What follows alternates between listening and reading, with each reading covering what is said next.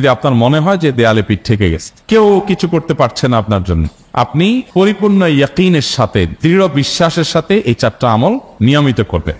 সকল পেরেশানি থেকে, সকল টেনশন থেকে বের হওয়ার পথ আল্লাহ তাআলা অলৌকিকভাবে তার জন্য আবিষ্কার করে দিবেন ইনশাআল্লাহ। গুলি মিস হতে পারে, আপনার দোয়া মিস হবে না। আমি এমন এক ভয়াবহ বিপদে আছি যা থেকে উত্তরণের কোনো পথ আমার সামনে খোলা নাই, এমন কোন আমল শিখিয়ে দিবেন যে আমলের মাধ্যমে এই ভয়াবহ বিপদ থেকে আমি রক্ষা পেতে পারি। ভাইরা আমার, এই ধরনের প্রশ্ন আমাদের কাছে অহরহ আসে যে এমন বিপদে আছেন যে বিপদ থেকে আসলে রক্ষা পাওয়ার জন্য আপাত দৃষ্টিতে কোনো পথ উনি দু চোখে দেখতে পাচ্ছেন না, এক কথা দেয়ালে পিঠ ঠেকে গেছে। এইরকম পরিস্থিতিতে একজন ইমানদার আল্লাহ রাব্বুল আলামিনের কাছে তার এই সমস্যাকে তুলে ধরবার জন্য কয়েকটা আমল আমরা বলতে পারি, যে আমলগুলোর মাধ্যমে আল্লাহ তাআলা ওই অসম্ভবকে তার জন্য সম্ভব করবেন ইনশাআল্লাহ। এবং এই আমলগুলোর চর্চা আমার জীবনে আমি করে দেখেছি, এগুলোর প্রয়োগ করে দেখেছি, আমলগুলো করে দেখেছি। আলহামদুলিল্লাহ, যেখানে মনে হয়েছে এই সমস্যা বাহ্যিকভাবে সমাধান যোগ্যই না, আল্লাহ তাআলা সেটাকে অলৌকিকভাবে সমাধান করেছেন। আমার জীবনে বহুবার আমি দেখেছি এরকম 4টা আমল আছে যেগুলো আমরা কোনো বিপদে পড়লে, নারী হোক, পুরুষ হোক, পারিবারিক হোক, আর্থিক হোক বা নিরাপত্তা সংশ্লিষ্ট হোক, যে কোনো সমস্যা হোক, যদি আপনার মনে হয় যে দেয়ালে পিঠ ঠেকে গেছে, কেউ কিছু করতে পারছে না আপনার জন্য, আপনি পরিপূর্ণ ইয়াকিনের সাথে, দৃঢ় বিশ্বাসের সাথে এই 4টা আমল নিয়মিত করবেন। এবং আমি বহু মানুষকে পার্সোনালি এটার পরামর্শ দিয়েছি, ওনারা আমল করেছেন, আমল করে উপকৃত হয়েছেন। এরকম বহু মানুষ আছে, বৃদ্ধ মানুষ, বাবা ক্যান্সারে আক্রান্ত হয়েছেন অনেক দেরিতে, আল্লাহ তাআলা অলৌকিকভাবে সাহায্য করেছেন। হ্যাঁ, কখনো যদি আল্লাহ তাআলা এই আমলগুলো করার পরও আমার বিপদ দূর না করেন, তাহলে হয় আমার আমলের মধ্যে কোনো ত্রুটি ছিল, অথবা আমার এই বিপদ দূর না হওয়ার মধ্যে আমার জন্য কোনো কল্যাণ নিহিত ছিল।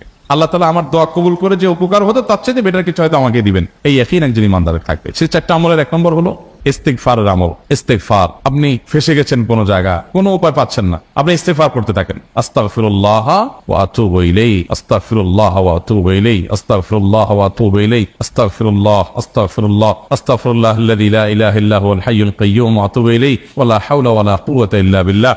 اللهم انت ربي لا اله الا انت خلقتني وانا عبدك وانا على عهدك ووعدك ما استطعت اعوذ بك من شر ما صنعت ابو لك بنعمتك علي وابو لك بذنبي فاغفر لي فانه لا يغفر الذنوب الا انت سيدুল ইস্তিগফার। এভাবে যে কোনো ইস্তিগফার করতে থাকেন, আপনি বেশি বেশি করে আল্লাহর কাছে ইস্তিগফার, ক্ষমা প্রার্থনা করতে থাকেন, খুব বেশি আপনার 2 ঠোঁটে অনবরত আপনি চাইতে থাকেন আল্লাহর কাছে ক্ষমা। এই ইস্তিগফার সম্পর্কে নবী করিম সাল্লাল্লাহু আলাইহি ওয়াসাল্লাম বলেছেন, মান লাজিমাল ইস্তিগফার, যে ব্যক্তি ইস্তিগফারকে আঁকড়ে ধরবে, আঁকড়ে ধরা মানে কি, এটা ছাড়বে না, সেই পড়তেই থাকবে অনবরত। টয়লেটে যাওয়ার সময়টা, ঘুমের সময়টা, খাওয়ার সময়টা বাদে, অবসর নামাজের সময়টা বাদে সারাক্ষণ সে ইস্তিগফার করবে। এরকম যদি কেউ করে, আল্লাহ রাব্বুল আলামিন জাআলাল্লাহু লাহু মিন কুল্লি হাম্মিন ফারাজা ওয়া মিন কুল্লি যিকিন মাখরাজা, সকল পেরেশানি থেকে, সকল টেনশন থেকে বের হওয়ার পথ আল্লাহ তাআলা অলৌকিকভাবে তার জন্য আবিষ্কার করে দিবেন। এবং আমি আমার জীবনে যেটা বলেছিলাম, বিস্তারিত বলতে চাই না, এরকম পরিস্থিতি আসছে যে চোখের সামনে কোনো আপাতত রক্ষার কোনো পথ আর খোলা নেই, এমন ভয়াবহ বিপদ। ইস্তিগফার করতে করতে এমন ভাবে আল্লাহ তাআলা সাহায্য করেছেন যে এটা কল্পনা করলেও মনে হয় যে স্বপ্নের মতো। কিভাবে এখন এই লোক এই জায়গায় আসলো আমার সাহায্যের জন্য, এই লোক তো এটা এই জায়গায় আসার কথা না, ঠিক উনি এসে হাজির হয়ে গেলেন এবং উপকারটা, আমার সমাধানটা হয়ে গেল সমস্যা। তো আলহামদুলিল্লাহ, বহুবার আমি পরীক্ষা করেছি, আর আমার পরীক্ষার 2 পয়সার দাম নাই। হাদিসে বলা আছে, গ্যারান্টি দেওয়া আছে, আমার পরীক্ষা করলি কি না করলি।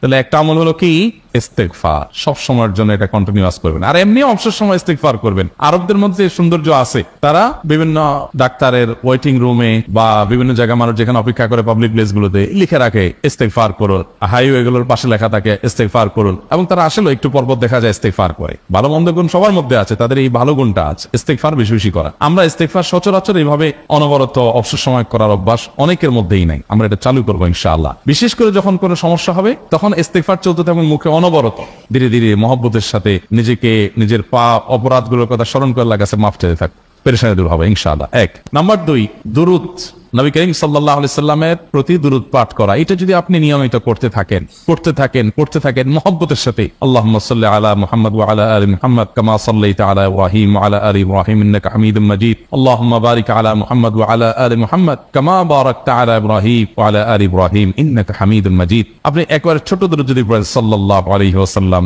সাল্লাল্লাহু আলাইহি ওয়াসাল্লাম, আল্লাহুম্মা সাল্লি আলা মুহাম্মাদ ওয়া আলা আলি মুহাম্মাদ, শুধু এইটুকু পড়েন। জাযাল্লাহু আন্না মুহাম্মাদাম মা হুয়া আহলু, শুধু এইটুকু পড়েন।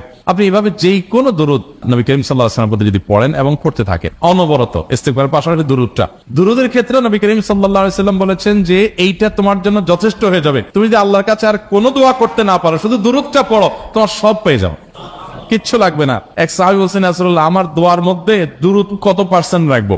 আমি তো আমার অনেক কিছু আল্লাহর কাছে চাইবো। দুরুদ মানে তো নবীজির জন্য দোয়া, মানে আমার জন্য তো আমি দোয়া করবো, আপনার জন্য দোয়া কত পার্সেন্ট করবো? 1/3, 1/4, তারপরে হাফ, এবার বিভিন্ন পার্সেন্টেজ বলছিলেন তিনি। নবী করিম সাল্লাল্লাহু আলাইহি ওয়াসাল্লাম বলেছেন যে হ্যাঁ, এর বেশি করতে পারলে আরো ভালো, আরো ভালো। তো ভদ্রলোক এর বেশি, ওই সাহাবী রাদিয়াল্লাহু তাআলা আনহু, তিনি এর বেশি বাড়াতে একটা পর্যায়ে বলছেন যে আমি সব দোয়া আপনার জন্য করি। নবী করিম সাল্লাল্লাহু আলাইহি ওয়াসাল্লাম বলেছেন তাহলে তোমার আর কোনো দোয়াই করতে হবে না, এর মধ্যে সব দোয়া চলে আসবে। কারণ আপনি যদি বলেন আল্লাহ আপনার নবীর প্রতি আপনি রহমত নাজিল করেন, আপনার নবীর প্রতি আপনি শান্তি নাজিল করেন, আপনি যেটা দোয়া করেন, তো আল্লাহকে আল্লাহর নবীর প্রতি আপনি রহমত নাজিল করতে বললে আল্লাহ তাআলা আপনার প্রতি রহমত নাজিল করবেন কি করবেন? আপনি কাউকে খুশি করতে চান, কার কাছ থেকে কিছু আদায় করতে চান, তার ছেলেটারে যদি হাদিয়া তোফা দেন, আদর যত্ন করেন, তো বাই ডিফল্ট অটোমেটিকলি ওই লোকের সিম্পেথি আপনার দিকে আসবে কি আসবেন? চোখ বন্ধ করে আসবেন। তো আল্লাহর নবীর জন্য যখন আপনি দোয়া করবেন, তখন আল্লাহ তাআলা আপনার মধ্যে রহমত নাজিল করবেন। এটা নবী সাল্লাল্লাহু আলাইহি ওয়াসাল্লামের ওয়াদা। যেই কোনো পেরেশানি, তিনি আরো বলেছেন যদি কেউ দুরুদের আমল করে নিয়মিত, আল্লাহ রাব্বুল আলামিন তার সকল পেরেশানির জন্য যথেষ্ট করে দিবেন। এই আমলটা সবগুলো দূর করার জন্য যথেষ্ট হয়ে যাবে। এই দুরুদের আমলটা আমি দেখেছি সুবহানাল্লাহ গুলির মতো কাজ করে। আজকের ঘটনা, এক ভদ্রলোক সকালে একটা টেলিভিশন চ্যানেলে, বেসরকারি চ্যানেলে প্রোগ্রাম শেষ করে নামছিলাম লিফটে, তো উপস্থাপক উনি বলছিলেন যে ভাই, মানে দুরুদের আমল করে আমি কিছুদিন আগে একটা ইয়াতে মানে এমন একটা অবস্থা যে এইটা থেকে বের হওয়ার কোনো পথ আর নাই, শুরু করলাম দুরুদ অনবরত, এরপরে আল্লাহ তাআলা আমাকে এমন ভাবে উদ্ধার করলেন আমি কল্পনা করতে পারি। আলহামদুলিল্লাহ, এই আমলগুলো করে অনেক ভাইরা আমাকে অভিজ্ঞতা জানাইছেন যে আলহামদুলিল্লাহ তাদের অভিজ্ঞতা হলো কি খা। ওই যে বললাম, কখনো যদি আল্লাহ তাআলা আপনার দোয়া কবুল না করেন, তাহলে হয় আমার ত্রুটি আছে, আর না হলে আমার জন্য আল্লাহ তাআলা এর চেয়ে বেটার কিছু রেখেছেন, আমি সেই ইয়াকিন রাখবো ইনশাআল্লাহ। আর এই দোয়াতের সমাধান হবেই হবে, সে বিশ্বাস থাকতে হবে। নবী করিম সাল্লাল্লাহু আলাইহি ওয়াসাল্লাম বলেছেন, হাদিসে কুদসিতে আল্লাহ বলেছেন, আনা ইনদা জান্নি আবদি বি, বান্দা আমার প্রতি যেমন ধারণা করে আমি তেমন আচরণ করি। আপনি যদি চিন্তা করেন, করে দেখি হয় কিনা, দেখি ট্রাই করি, তাহলে ওই আল্লাহ তাআলা বলবেন ঠিক আছে দেখতে থাক। আপনি যদি ইয়াকিন করেন যে না, নবী করিম সাল্লাল্লাহু আলাইহি ওয়াসাল্লাম যে বলেছেন, অতএব সেটা হবেই, আর আল্লাহ রাব্বুল আলামিনের কাছে আমি ওইভাবেই চাবো যে আল্লাহ দিবেনই, আমি নিয়েই ছাড়বো, ইনশাআল্লাহ গুলি মিস হতে পারে, আপনার দোয়া মিস হবে না। ওই ইয়াকিন, ওই ঈমান আমার মধ্যে আনতে হবে, চেষ্টা করবো তো ইনশাআল্লাহ। তাহলে দুইটা আমল হলো, ইস্তিগফার আর দুরুদ। 3 নম্বর আরেকটা আমল হলো দোয়া ইউনুস। দোয়া ইউনুস, লা ইলাহা ইল্লা আনত সুবহানাক ইন্নী কুনতু মিনাজ জালিমিন। বেশি বেশি পড়তে থাকবেন, যখন বিপদে পড়বেন ইস্তিগফার আর দুরুদ পড়বেন সবচেয়ে বেশি, আর মাঝে মধ্যে দোয়া ইউনুস, লা ইলাহা ইল্লা আনত সুবহানাকা ইন্নী কুনতু মিনাজ জালিমিন। আল্লাহ সুবহানাহু ওয়া তাআলা কোরআনে কারীমে এই দোয়ার পরে বলেছেন, ওয়া কাযালিকা নুনজিল মুমিনিন। এই দোয়া পাঠ করার মাধ্যমে ইউনুস আলাইহিস সালামকে পৃথিবীর ইতিহাসের সবচেয়ে অলৌকিক ঘটনা, সকল সায়েন্স, সকল আপনার বিজ্ঞানের তত্ত্ব সবগুলোকে ভুল প্রমাণ করে দিয়ে ওই জায়গাটার জন্য আল্লাহ তাআলা ইউনুস আলাইহিসকে মাছের পেটে ঢোকার পর সেখান থেকে আবার জীবিত রেখে বের করেছে। অক্সিজেন অভাবে সেখানে এমনি মারা যাওয়ার কথা, আরো নানা কারণে মারা যাওয়ার কথা, তাই না? কিন্তু আল্লাহ তাআলা তাকে রক্ষা করেছেন, কারণ উনি এই বিপদে পড়ার পর থেকে এটা পড়তেছিলেন, লা ইলাহা ইল্লা আনতা সুবহানাকা ইন্নী কুনতু মিনাজ জালিমিন। তো আল্লাহ তাআলা কোরআনে বলেছেন, এটা ইউনুস, তার নবী ইউনুস আলাইহিস সালামকে আল্লাহ তাআলা এটার মাধ্যমে রক্ষা করেছেন, সেটা তার জন্য খাস না, এটা তার জন্য স্পেশাল না, বরং আল্লাহ বলেছেন ওয়া কাযালিকা নুনজিল মুমিনিন, এটা দিয়ে আমি তাকে রক্ষা করেছি, একইভাবে ঈমানদারদেরকেও এটার মাধ্যমে রক্ষা করব। এটা বড় অস্ত্র পেয়ে গেলাম। দোয়া ইউনুস বেশি বেশি পড়বো ইনশাআল্লাহ, লা ইলাহা ইল্লা আনতা সুবহানাকা ইন্নী। আমার দেশে আবার দেখা যায় বিপদ হয়ে গেলে তখন হুজুর মনে করে যে ভাই আপনারা সবাই মিলে এটা 1 লাখ বার পড়ে দেন, 100 লাখ বার পড়ে দেন, টাকা দিমু আপনারা পড়ে দেন। আপনারটা আপনি পড়বেন ভাই, হুজুরদের কাছে দোয়া চান সমস্যা নাই, আর হুজুরদেরকে হাঁটায়া টাকা দিবেন করে, এমনি টাকা দিবেন না দিয়া।